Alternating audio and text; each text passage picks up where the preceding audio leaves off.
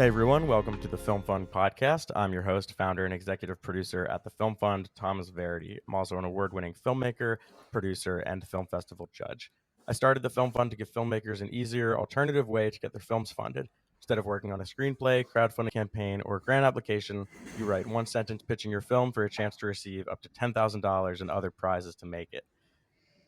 I have this script written about our spring 2022 narrative and documentary contests being closed. Well, by the time this episode comes out, that'll be irrelevant because it'll be a month later, so I need to edit this. But at the time of this recording, our spring 2020 narrative and documentary contests were scheduled to be closed, but we decided to extend that deadline for a week.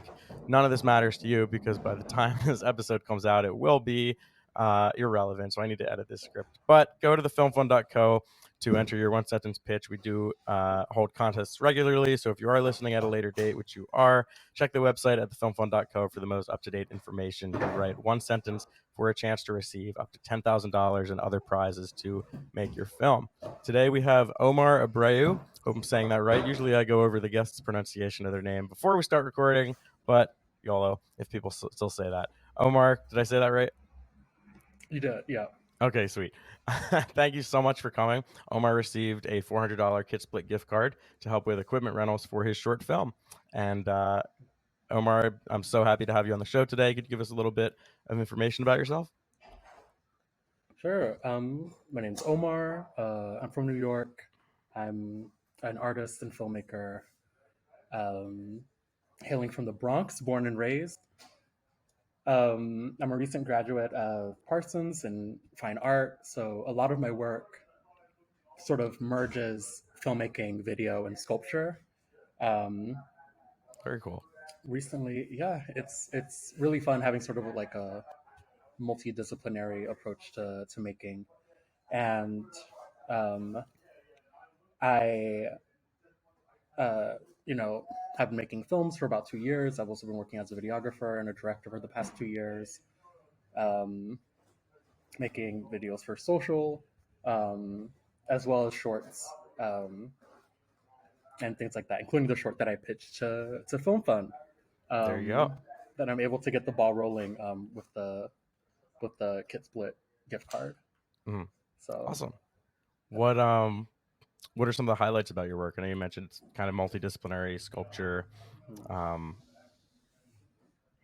yeah, well, one of my first videos was like a more experimental approach, um, called Transfiguration, which featured audio of my parents' interviews about their experience in the Dominican Republic, especially experiences of like queer people and trans folks there, and then it's sort of superimposed with me. So I'm sort of like inserting myself into, because their stories were always like, I think I saw this one guy, maybe.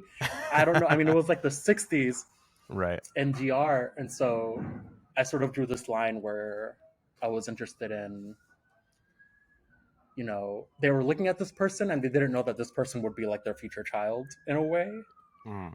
or that they would share an experience they had no idea at the time. So I did that and it was great. Sorry for like the sirens that are in the background. That's okay. If you hear that. But I was able to exhibit it. It was part of a couple exhibitions. And it was sort of my first, you know, work that was taken seriously by, some art professionals outside of just like the work I was doing at school, just like fucking around with my camera. Right. Um, What was the name of that short? so it's called Transfiguration. Transfiguration. You said that. Right. Sorry, I'm still waking up. I overslept. I didn't have coffee yet. sorry about No, that. you're good. I'm on the Is same. I'm on the same wave. Yeah, is Transfiguration available online to watch? it is. It is. It's on my Vimeo. Oh, cool. We'll check that out. We'll definitely link to that in the show notes for sure. That's awesome. Can you tell us about the winning pitch you submitted? Yes. I wrote a small pitch, the one sentence about a story of a kid who inexplicably comes back from the dead and sort of the neighbors that are dealing with that impossibility. Um, it's based in the Bronx where I'm from, and it would be filmed in my apartment, and it would probably be filmed with my neighbors. So it's just like, Mm-hmm. overarching, more communal project. Mhm. Um, and I pitched that, and one of the reasons why I'm working on it is that there's a lot of preset narratives about where I come from, especially coming from the Bronx, and like the images that conjures up, and like the national imagination. Like we've seen the uh an apology. Is it too loud? I just want to confirm real quick. No, I can hear it. There's definitely ambient noise going on, Like but I can hear you. backgrounds. I can hear you fine. Adds a little Okay, flavor to cool. the track. I'm totally fine with it. A little flair. Welcome to New York. You can never sounds out anything ever. There you go. Someone's always gonna bring another bit of noise. Mm. But um, I was into this possibility. I was really inspired by films like Memoria and Uncle Boonmee Who Could Recall His Past Lives by an amazing director called Apichatpong Weerasethakul, who you know is able to sort of implement these very like meditative, existential, philosophical, impossible, mystical scenes in these like very mundane spaces. Um, and I was interested in that. I was interested in what does it mean for like death to not be the ending, or for death to not end in a space Mm-hmm. where it's sort of like known for it to be such a ubiquitous thing. It's I was doing some more archival work for this other short I did, this scan short called "To Be Determined," and like listening to like all of these archival news things, like it was it was interesting, sort of what defined my neighborhood and what defined my space. Mm-hmm. Um, so I was interested in writing a story or crafting a story that sort of went against that, but in a way, I don't know, that felt meditative and celebratory, and also um, interesting and beautiful. Mm-hmm. Um, yeah, that's Yeah, I sort like of where that. I was I coming like that from. you're, like you said, people have these preset kind of imaginings of what the setting of the Bronx looks like or what New York looks like, and I like that you're challenging that, and sort of injecting um, other perspectives into it. I think that's really cool, and that gets to the basis of what we really like to see in stories here at the Film Fund, which is conflict. Every story has a conflict as the root of its what's driving the narrative forward. It's two opposing forces coming together, and something's got to happen from that. So even just you not even looking at the actual pitch yet or the story, um, but just taking that concept of like a different imagining of the setting or a different presentation of the setting versus what people may have in their mind's eye. That's a conflict right there. Before you even start telling the Mm-hmm. story. So I think that's super cool.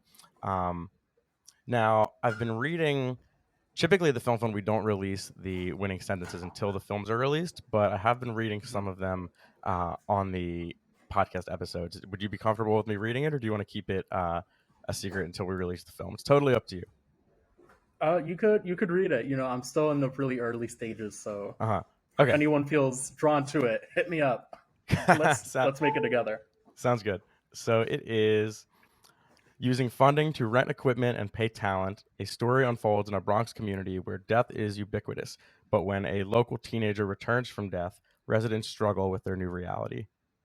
And you can see right there you have the conflict of, well, this local teenager comes back from the dead, so you're Mm-hmm. challenging just the concept of life right there, and then you have the residents struggling with the new reality of this person coming back from death. So there's a lot to work with there. There's a lot of conflict, a lot of wondering where is the story going. There's also the very important thing in writing, which is a lot of people refer to it as the question, so what? Like, okay, great, that happened. So what? Like, what's the greater implication of that? What's going to happen? Mm-hmm. Um, Both in the story and from a thematic point of view. And you have these people struggling with the reality. You have death being ubiquitous. It's just really there's a lot there to really digest. And I think it's super interesting. It's a great pitch. It's very succinct. We make all the pitches. We require all pitches to be less than 200 characters. So got to get it across in one Mm-hmm. sentence, which Omar Yeah. did a beautiful job with. And it's just a super cool pitch. We'll put this on the website as well, so you can check it out when you go to look for examples to submit your pitch.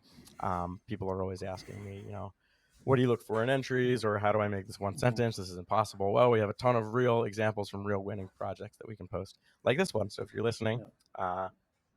take out your pen for now, write it down, or type it up. But we will post it on the website.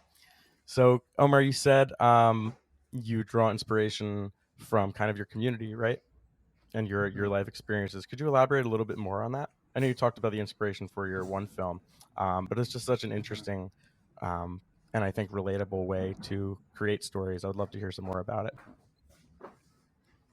Yeah, for sure. I mean, I think a lot of my work is drawn from experience, is drawn from life. Um, you know, I'm always interested in sort of not necessarily ambiguity, but like this blurring of lines. And I think that comes from, being raised, you know, by Dominican parents, in this immigrant household where there were like certain expectations for what it means for me to exist. Um, What were but those then on top of that, expectations? sort of being, I think it's, a certain kind of masculine performance, a certain kind of attraction, a certain kind of life. But on top of that, deep familial ties, a really tight knit immigrant community that Mm-hmm. exists in sort of uptown New York.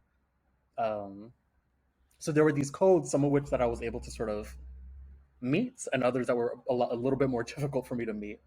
Sure. Um, and so there's, I think, sort of throughout my life, I've sort of had this experience where I've had these expectations and then not meeting them or meeting them and sort of pushing back a little bit on what was expected of me as someone coming from this family, as someone from this neighborhood, as a queer person. Um, and so my experience of sort of navigating all of those things makes me want to make stories that blur all of those different parts of people. Mm-hmm. Um, and in the story that I pitched, you know, it's this really deep existential philosophical impossibility happening to a really small, group of Dominican neighbors who are like grappling on top of like their lives, who are also grappling these questions. And I think that's also because that's just what in recent times I've seen from my family. People have these expectations of them because they speak mostly Spanish, or Mm-hmm. they're not having these conversations that maybe I had in art school, but they're Right. still grappling with the same question. They're still grappling with that same thing. So it's how do I bring those questions in that space in a way that makes sense? And it's mostly through the inspiration of just watching my family, watching my parents, watching the people around me sort of live their lives, and Mm-hmm. trying to represent that in like an interesting, um, a new way. Mm-hmm. Now, has that influenced your, I'll call it studio art for lack of a better term, just for my ignorance, the art you did in terms of sculpture and Mhm. the other filmmaking based art. Have you tried to bring those same themes into that? Mhm. Absolutely. I mean, I did a small series where I sort of took apart are these like men's Jordan shoes and like rearranged them on the wall, so Okay. they became these like Rorschach esque forms, and thinking about gender performance and like Oh, that's being so cool. young and people being like, you need the Jordans, like you need to wear this thing because this means Hmm. this, right? Like, of course, I at feel the like end that's a of the very day, New it's also York just a thing as well. shoe. Like the Right. streetwear, like, oh yo, you got to get these Jordans. You got to get these Jordans. So, and on one side, it's fun and it's cool, but it's also, and I find it just interesting how these really mundane or like regular things are sort of really imbued with like these scripts of like, what does it mean to be a guy? What does it mean to be a man? What does it mean to be part of a certain community and have certain values? Hmm. Um, so I did that and also do a lot of archival work, which bleeds into my video too, Hmm. where I'm looking at video taken from childhood. I'm looking at, old telenovelas. Um, That's a word I haven't you heard in a know, long time. I had, I say that because I had Spanish since like first grade in middle school, and we used to, one of the teachers would just put them on, and we would just watch them, and I was like, what is that? She's like, oh, it's a telenovela. I oh was my like, oh god, my I don't know if you should be watching telenovelas at like god. whatever whatever age you were Exactly. watching them. Yeah, it was Um, crazy. They it's were so fun. funny. These like little kids trying to learn Spanish, and all they're learning are like fighting words because that's all they do. Exactly. It was hysterical. Uh, but there's those. It's all archive. It's all the thing about media is that to a certain level, it's always teaching something about what it means to be a person in a certain context. Mm, So I'm I'm always looking at that, and always I did these like large scale collages that I'm probably getting back to soon. That very sort of cool. flatten all those things where it's like archival images of me, my family, media, newsprints, these sort of like Hmm. large scale, portraits of time. Will these Uh, archival pieces be included in the new film you're working on? yes, yes, Oh, I very want cool. to.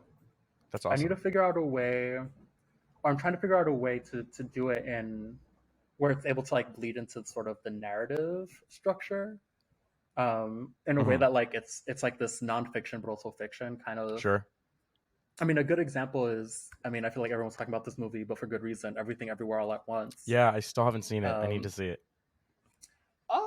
now I don't want to spoil it. Now I don't want to spoil it. Yeah, don't spoil it. I Okay, need to watch well, it. this is. Is this a spoiler? It's not. It's not a. It's a plot point, but it's not a Okay, spoiler. that's Do you fair. know anything about the movie? No, I know it's very. It's Nothing about the movie. well, it's some. There's a big Asian presence in it. I know the cast and crew was very Mm-hmm. well represented. Um, Mm-hmm. that's about. That's about. I know. I know. Damn. Jackie Chan was Wow. contacted to be the lead, but Mm-hmm. he either turned it down or didn't. Something Mm-hmm. with that. So I don't. I don't really know much about it. No. It's a multiverse movie. So Michelle Yeoh, who's the main character, has all these Mm, different selves, okay. and one of the selves is a movie star. And the way that they do that is that they just put images of her in real life, like at premieres, Oh wow. and then they're like, "This is her being a movie star," um, like the character being a movie star. But then they just use Right. actual videos of her. Okay. So I think there's a way to sort of like, and it doesn't feel like you're taken out, but I'm just like, wait, that's the premiere of Crazy Rich Asians, but it's Oh like her wow. character. That's so funny. Um, Well done, actually. it's The Daniels did that, right? yeah. The director, the directing Hmm. duo, I guess. Hmm. They did such a good job, but there's a lot of examples, and I'm trying to find more examples of like archive of like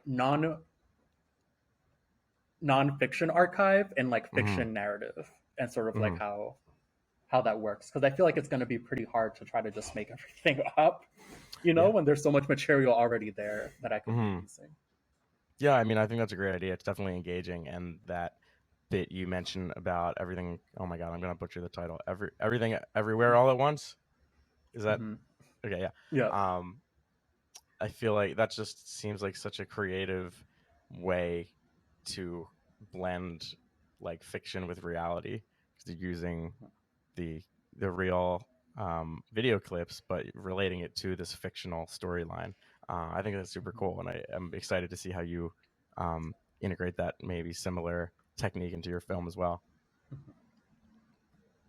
So Yeah, you for sure. recently, I'm oh sorry, go ahead. I'm a bad No, go host. ahead. Yeah. I cut people off. No, it's okay. I was just going I was to just gonna. ask. Oh, sorry. There we go again. It's also part of the part of the bandwidth with these remote. I think that's part of it. Hmm. The remote interviewing. There's like a slight delay. Anyway, you Yeah. go say what you were gonna say, and then I'll Yeah. pitch in. I was just gonna say, I'm just finishing up the really fun part of making, which is writing and like imagining and finishing, Hmm. you know, all of that. And I'm about to get into the not fun part that leads into the fun part, which is shooting. Hmm. Um, and either way, I'm just really excited. I've like just been visiting or being at my parents' building, looking at it completely differently. It's where I grew up, but then like viewing it through like a filmmaker's or artist perspective. You're like, okay, how am I Right. gonna do Yeah. this? How am I gonna? Hmm. What's the best way to like, place the camera? How does lighting look? What is there a best time of day? What, you know? So yeah, I'm just excited about it. Hmm. That's awesome. Yeah, and Yeah. I love that you're going back to your actual parents' building. That's where you're shooting it. Hmm. Oh, that's awesome. So you're really going real world on this thing, which is amazing. I love that. Definitely putting a piece of yourself into the film for sure. So the thing I was going to ask when I rudely cut you off twice, you said you were a recent grad from art school. Are you looking to Hmm. pursue filmmaking full time? Yes, yes, I am. I mean, I currently have a day job. Okay. I mean, What's the day job? We but get, speaking of real world, we get very into the weeds in this show. yes, it's I work as a production coordinator, a job Okay. that I recently just got. Cool. Um, Congrats. Thank you, thank you. I'm really excited.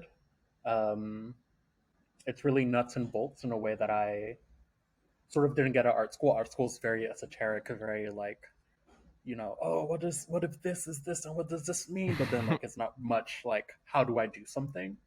Right. It's way more about like the meaning of images than like making them.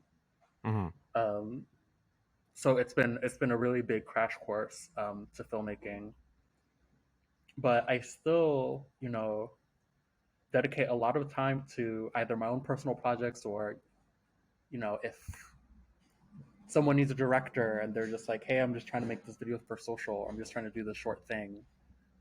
I would put my hand in it. Hmm.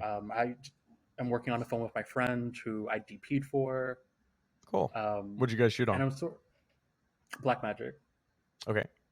hmm um, which I yeah, it's sort of just like making time, um, Hmm. but also finding things that are worth your time too. Hmm. Like when time is limited, I can't. I feel like I try to like really just really sort of bulk my time up with like project, regardless of what I actually thought about the project. Hmm. Um, and that's super draining. Yeah. Um, and then I'm not even happy with what's happening. Um, Yeah. I so struggle with that as well. It's like I always try to do four things at once, and you can't mhm, do that. Um, no, so it's challenging to learn how to say no to certain opportunities, no, because especially when you're first starting out, you just want to say yes to everything, and I think for a time you need to say mhm, yes to almost everything. Um, mhm, like I've turned down job offers before just because they weren't right for my career mhm, trajectory, but um, mhm, aside from that, like I try to do almost everything I can. Like I always my schedule's so packed, and it's just like finding the time to focus on each project is always challenging.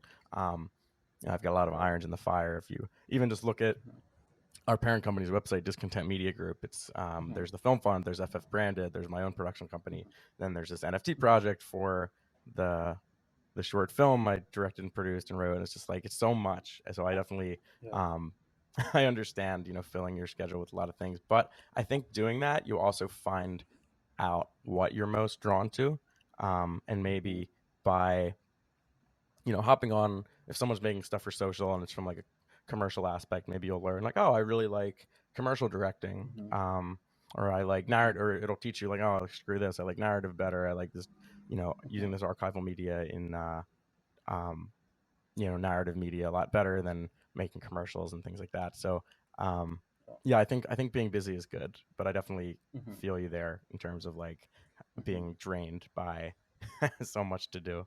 But I think it's a lot of it's a good problem to have.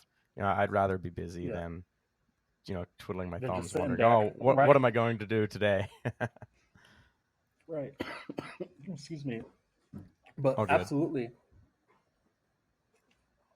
you know, you need that era in your career where you kind of just have to say like fuck it, like sure I'll Hmm. do it, sure I guess I'm doing sound today, oh I guess Yep. I'm gapping today, oh I guess I'm doing this, like you do it all not only to sort of gain knowledge but also to um figure out, yeah, exactly what you said, like what you like, um and also if I've noticed this in working on like the small things I've worked on, when it's your own project you're kind of doing everything anyways. Yep. um So you're either saying yes to somebody else or you're doing it yourself and you're doing everything anyways. Mhm.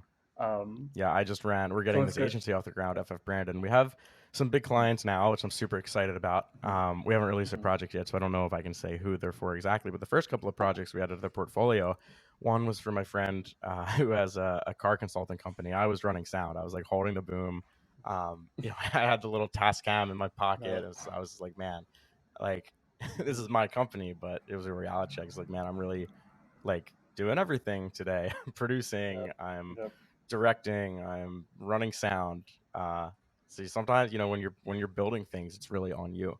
Um, and Mm-hmm. you don't always have that. Like the last video we did, we had a $20,000 budget, which was awesome, and it was for this big client. But like Mm-hmm. just getting started, you need to throw yourself into everything, and it teaches you and it builds character too. Yep. Um, so yeah, I mean, Yep. I love that you're throwing your hands into everything. I think that's super awesome. It's fun, and I'm learning to just enjoy it. I mean, I had a conversation, and I think also part of it, or just based on what we're talking about, doing everything and sort of feeling good, making sure you're feeling good about Hmm. doing everything. I Exactly. had a conversation with this someone at my job who represents the company that I work for.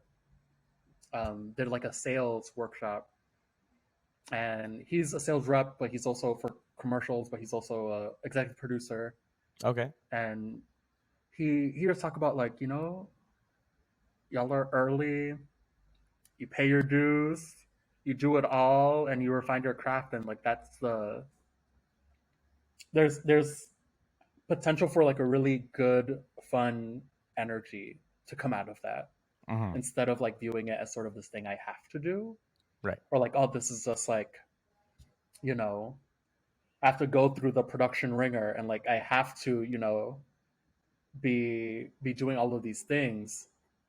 There's I don't know. There's an opportunity for there's a bigger opportunity for possibility at the stage that I'm Hmm. at, that I'm leaning into more as I like sort of take on more projects and do things and start and do everything more. I Hmm. guess, as I'm building my own stuff.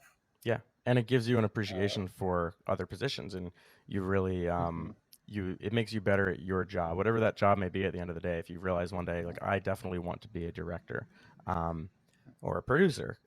An example I can think of is I was working as a studio manager for a film studio here in Philly, and I did not know that much about equipment. Um, mhm, like just and I still don't like but I learned a lot at that job. Different C stands and different, mounts and baby pins versus junior pins and all that genie stuff. It made me have more of an appreciation for really what goes into the job. Like you're hiring these people, um, and when you're putting together budgets, it's like, oh, okay, now I know what this money is being used for. So like you yeah, learn a lot about everything when you do everything. mhm, How about that mhm. sentence? Wisdom right there. Um, yeah, you learn about everything by doing everything. No shit. Well, it's true. Yeah. But that's awesome. So Mhm. what with really throwing your hat in the ring in these different aspects, what advice can you give to our community of filmmakers? Mm. Advice I could give. Well, in my short, I say it's short, but then I'm like, it's been a couple of years. Yeah. Um, but it's like short and not short simultaneously. Hmm. Um, I think the power of collaboration is really important.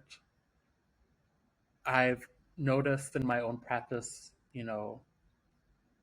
a strong grounding as to why, like why am I working on this? Why is this important to me? Why am I giving my extra time outside of the job I already work to work on this thing? Hmm. Um, really refining, reading, understanding why, I've noticed, is such a battery in my back, Hmm. to get shit done. That first experimental short, took a while to finish. Um, just compiling and getting it together. This other short that I'm working on that I DP'd for, and I'm also editing, and I'm getting sort of a much bigger creative part in. Hmm. Also, it's taken a while, and they're projects that I'm able to sustain because I understand exactly why I'm in it and why I'm in this game and why I want to do the work that I'm doing. Mm-hmm. Um, and I would say that I would say get your why straight, um, and be open and work with people and meet new people and like everyone. We're at a place where, or at least I'm at a place where everyone's able to do everything for everybody. You know, maybe I have this group of friends who all want to be directors, and I know we all want to direct, but like one of us could do this, one of us could do that, one Right. of us could I'll direct this one, you DP this one, and Mm-hmm. it's that's sort of how you build community, and that's how you sort of are able to get things done Yeah. No, when you're sort of first starting out. that's amazing. I love that attitude. Like you have kind of a filmmaking collective Hmm. there. You know, you DP this one, I'll direct this one, I'll edit this one, you do that one. It's great, and you're right. That's exactly, especially when you don't have massive budgets to work with. Like Yep. that's how you get things done. You just got to put in the time, and Hmm. then one day, after all that hard work, maybe you will have a budget to work with. Hmm. Maybe you will have a gift card to rent some equipment for the film from the film fund. Right. So you never know. So that's awesome. And with these projects, are you planning on submitting them to festivals? Yes. I my first short Transfiguration, I sort of only thought about as like this art gallery Mm-hmm. piece, but somebody recently told me like you should submit this. Um, so I'm submitting that. Um, Very cool. this project I'm IDP'd and sort of also produced and also I'm editing and also color grading, um, called Larimal, which is about um, Latinidad and masculinity. Is finishing up soon. We're sort of just starting the scoring process, and Okay.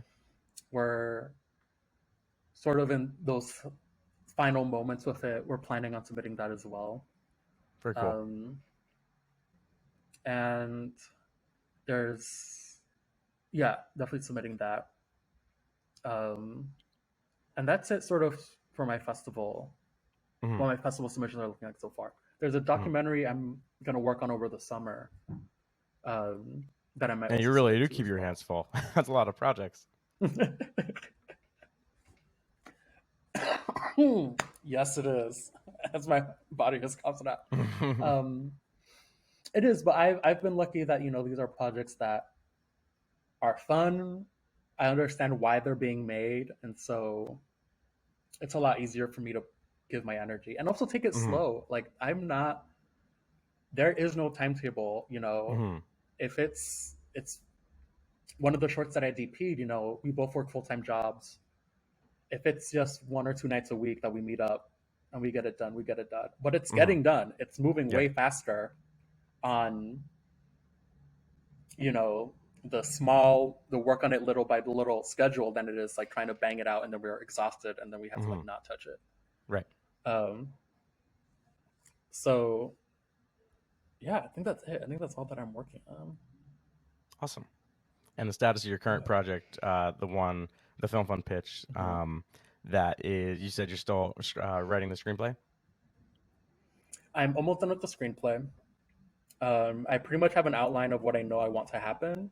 So now it's just sort of filling out those last bits. Mm-hmm. And I've did you typed it teach in yourself script. screenwriting? I did. That's awesome. Hmm. Any resources you would recommend for those out there who may also not be doing the film school thing and want to learn how to write a screenplay? Um, Or just I mean, the suggestions? way How did you do it? uh, a lot of Google, a lot of Mm-hmm. reading scripts I liked. So I'm a big reader. Art Okay. school right now is a big like theoretical. You read a lot of stuff. So all the movies that have moved me, I just started reading. Mm-hmm. You know, and I'm like, okay, I know how to build a story, and I know I'm trying to figure out how to build stories I like. There's a lot of technical stuff to screenwriting, but I've learned that the technical stuff is really easy to Google. Mm-hmm. Yep. It's really easy to 100%. like be like, okay, interior, this, and this. Yep. Okay, I need to structure it like this. But read stories you really like and read. Try to sort of get in touch with like the rhythm, the way it's being said, the words that are being used to describe certain feelings, emotions. Mm-hmm. Um, which I'm really glad I went to art school because it sort of taught me a lot of that language. Mm-hmm. Um, you know, about like how to portray an emotion instead of just like describing something that's happening. Right. Show don't tell. Um, exactly, exactly. That's great. So just read a lot. That's my advice. Yeah. Read. You can't write if you don't read. Exactly. No, that's great advice. And I would even take that a step further, and I would say I think reading screenplays is great. It's definitely something I need to do more of, but also just reading like novels too. Just read everything you can Mm-hmm, because you'll get such mm-hmm, an appreciation for language. I'm nerding out here. I was an English major back in the day. So I just, just I took a break from reading for a little bit, not like mm-hmm, on purpose. I just like stopped reading books for fun mm-hmm. for a while, and I got back into it recently. Um, and I was like, wow, this is like, that's right. I'm a writer. I love this. So like Yeah. it just when you get into that flow and you start appreciating language, it really helps you, and it can inspire you too. Like it's inspired me Mm-hmm, to pick up. I keep saying pick up pens. mm-hmm. Like everything's fucking on a laptop today. Yeah. Get out my laptop Okay. and start writing in my spare time again. So that's awesome. I would just say Yeah. read as much as you can, read everything you can, and definitely read screenplays too if you don't know the format, because that will Yeah. help as well. I see a lot of people send me scripts sometimes, like friends, and they're just not formatted right, and that's like step one that you really need to Mm-hmm. learn. Yeah. Yeah. Because if you send like a script in a Word doc or something, and it's just like doesn't look right, Mm-hmm. um, Mm-hmm. I'm not going to take you seriously. That's the Just first thing people notice. yeah, Exactly. Yeah. like just spend the money, get Final Draft. It's like $100 or something. Mm-hmm. Just do it. Yeah. Or That I'm final draft do it for you. not condoning this, but maybe you could find a friend who could give you a copy. We won't get into that, but yeah, go Listen, go listen. get the Final Draft. Do what you got to do Yeah. to make sure it looks right. Yes. Well, Yeah. awesome, Omar. Thank you so much for coming on the show today. What's next for you? I know you mentioned some projects you're working on. Yeah, I'm working on this documentary that I'm sort of just getting off the ground. I'm finishing the editing process of a project that I DP'd and produced, and we're hoping to get that into festival soon. Um, and also this project, I'm trying to see if I could get a little bit more funding, see Do if you I have a could get title some for this test project? shots. Yeah, it's called On Death. On Death. On Death. Love it. So the ways that like people make these esoteric philosophical writings are like on the existence of something, on this, Right, on right, right, that. right. I love that. Um, it's on death, but it's also literally on death because it's on Yes. top because it didn't happen. I love it. I love it. I love it. That's awesome. And then do you have social media channels where we could check you out? Yes, you can hit me up at Mujero, Mujero, on Instagram and also on Twitter. Um, and yeah, hit me up there. Cool. And I want to thank everyone for tuning into the podcast. Today was the last day to submit your pitch for the spring narrative and documentary contests, but we've extended that deadline for 1 week. So now the deadline will be next Tuesday, but none of this matters because we're not even going to put this episode out until the deadlines are over anyway. So the important thing to take away from that is to check out our social media, check out our website, because that is where we post the most up-to-date information about our contests. We host about 4 contest periods per year, so definitely check those out for the most up-to-date information, where you can win up to 10 grand, Kid Split gift cards, and some other prizes depending on what sponsors we have. Also check out our blog, which is at blog.thefilmfund.co. Great filmmaking and producing chips. I didn't eat breakfast either yet. I got food and coffee on the mind. Um, filmmaking producing tips at that website. We also have our what used to be the blog is called the Film Fund Learn now. So if you go to thefilmfund.co/learn, you can find things like our pre-production tips, our editing tips, everything like that. Um, Everything's on the Film Fund website, thefilmfund.co. Just check us up there. We have an awesome ebook on our resources page, The Ultimate Guide to Pre-Production. Check that out if you have no idea what to do and you didn't go to film school like me or Omar, and you need to figure out what to do, figure out how to make a budget, how to schedule, how to write a screenplay. We've got everything in there for you. Again, I want to thank everyone for listening or watching. If you're checking out the video, tune in roughly every month. We release these episodes on Fridays. Omar, is there anything else you'd like to add? No, thank you so much. It was great finally meeting you, seeing your face. Yes, you as well. Yeah, Awesome. Well, and thanks thank everybody. you so much. Yeah. Talk to everyone soon.